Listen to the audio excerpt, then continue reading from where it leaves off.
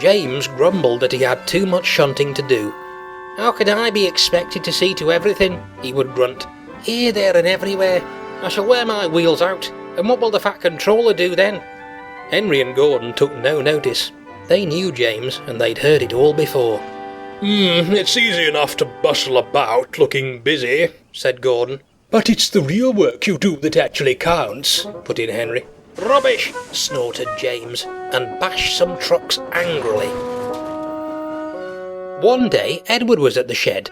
While he was there, a message came through. A train of trucks loaded with stone blocks was waiting at his station. He was to fetch it and bring the trucks to the harbour for loading onto the ships. James looked envious. "I wish it was me."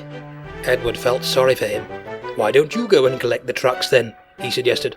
"I'll stay here in the yard and shunt. It'll be a nice change for you." Their drivers agreed, and James puffed proudly away. This is nice, he chirruped happily to himself as he sped along the rails. But he didn't stay cheerful for long. The dirty, rude trucks are always on the lookout for an engine they can be spiteful to. They had heard about James, and when they saw him backing towards them, they jeered loudly. "Look, it's Bootlace James!" they cried loudly to each other. "Now we'll have some fun. A bootlace won't help him today." They sniggered to each other and made a naughty plan to spite James. The stone was heavy, and the load was bad enough without the trucks making it worse, but they didn't care about that. They tried all sorts of tricks. They slipped their brakes on so that James had a difficult time starting. "Come on, you lot!" Then they crept close behind each other and would stop one by one, so that a string of jerks ran right along the length of the train. "They'll break a coupling if they're not careful," said James crossly.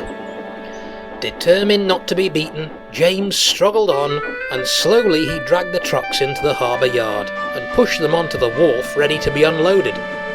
Then he steamed wearily back to the yard for some quiet shunting. Gordon couldn't help but laugh when he saw how exhausted James looked. Well, he remarked to Henry. "Here's James back after doing some proper work. I expect he needs a rest now." James pretended he hadn't heard.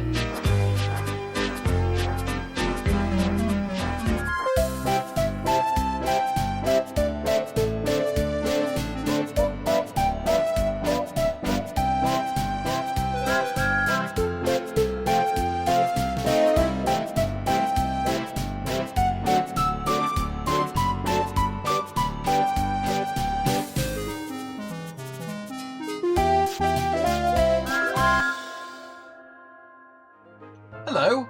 Why not join my Patreon? It has 5 tiers and many perks that I hope shows just how grateful I am to the lovely people who choose to support me. A special thank you goes to Tim of Depot, my £20 patron. If you too would like a shout out, either in text form or voice, then be sure to donate to the £10 or £20 tier. Otherwise, I'm still very thankful for any amount given. Thanks for watching and have a great day.